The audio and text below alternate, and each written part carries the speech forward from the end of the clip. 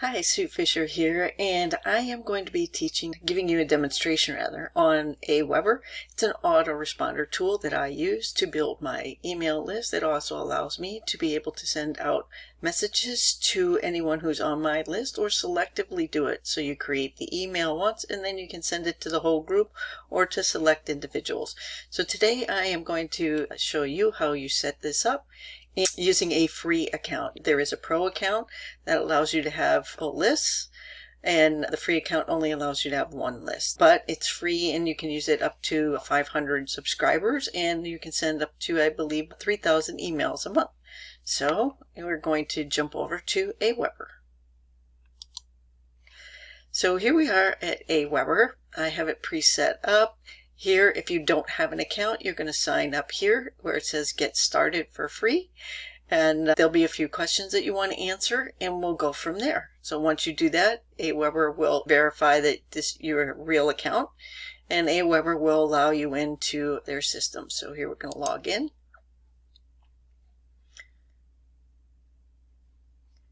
So the first thing that we want to do when we come in, it's going to pre-populate and give you a list here using your name when you signed in. And we want to go over here to list options. So the first thing that we want to do is to check this information, our basic settings, our personal list settings, and our confirmation message. We're going to go through the basic settings first. We can change your name here. If you don't want your list to be by your name, you can call it anything you want. You could say my newsletter. Here you're going to give yourself a description as to what the list is, so that what you're adding to, particularly if you switch or upgrade to a pro account where you have multiple lists, you'll want to know maybe a description of it. So from there, we're going to scroll down here a little bit. And from here, this is where you're going to have whatever your name is. So if you are sending out the email, it's going to say who it's from. You want your name in here. The other thing is that if you happen to have a domain and you have an address associated with it, you can enter it in here. They recommend that you don't use a free email address like Google or email or Yahoo or Hotmail or any of those, because it does cause some deliverability issues. But if you do have one, I know lots of people who still use a Gmail account to send out their emails with, so that's fine. The other thing that you need to do is you need to make sure that you enter in a real contact address. It either has to be a P.O. box, it could be your company address or your home address. If you don't want your home address, like I said, you could go and get a post box office. So anyway, you need to have a real address, and this is to cut down on spam and some other things. So real contract address needs to be in there. And then here, if you want to be notified by a particular address when somebody signs in or sends you a message or anything like that, you want to set this up. Here I have it going to my Gmail account. So that's my name and then my Gmail account. So if anybody clicks on a link or anything like that, I actually get that information and the notification sent to me. So once you've finished it on this screen, you want to save your settings, and it'll tell you that it's successfully saved. So we're going to scroll back up here, and now we're going to go into personalizing your list. So the first thing that you can do is if you have a particular company name, you want to actually enter it into there. If you have a website that you want people to go to, you could do that. Here is your email signature. It will go on the bottom of all your emails. If you want, you can specialize this, give somebody some information in there. In this case, I've got my name. I provide my telephone number here in my email, and so you can call or text me or email me if I can help you with anything. And this will be at the bottom of the email, so you don't need to enter in this information all the time. It'll be at the bottom of the screen. If you want, you can add a logo. If you haven't, Canva does have a way to actually do the design. If you want to share on social media, you can put in your share links into these two places for if you want it to be sent over to Facebook. I don't actually use either one of these, but the option is here.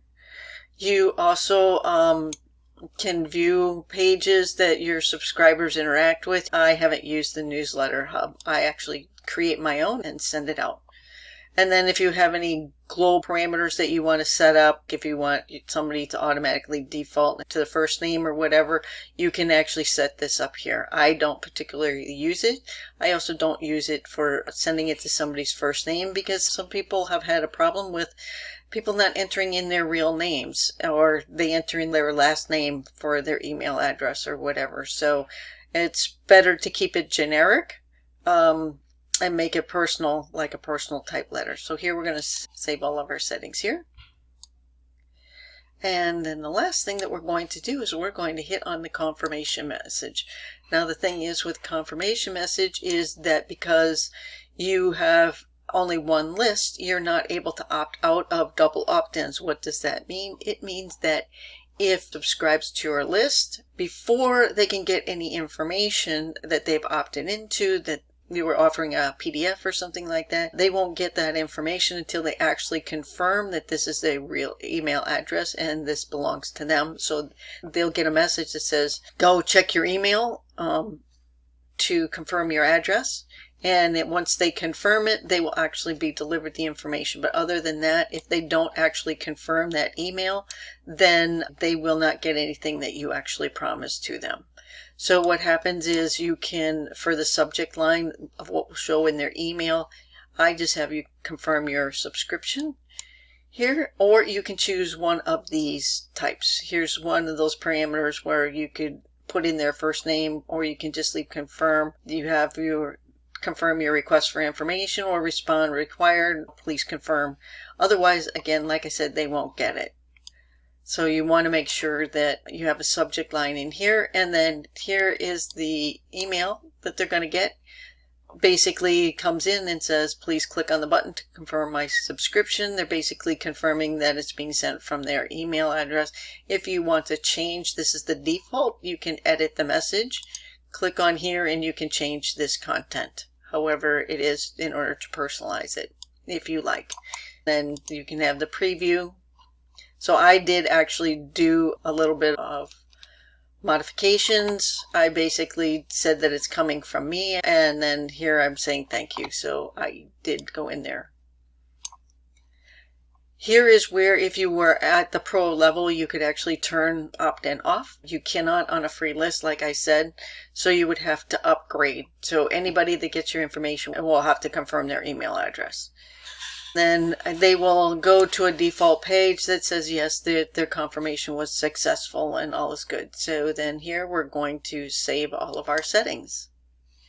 And now at this point, we have gone through and set up all of our list options that we need for this particular list. Once you've set them, you don't need to change them. And that is one of the most important things that we're going to have. So that's all the information on list settings.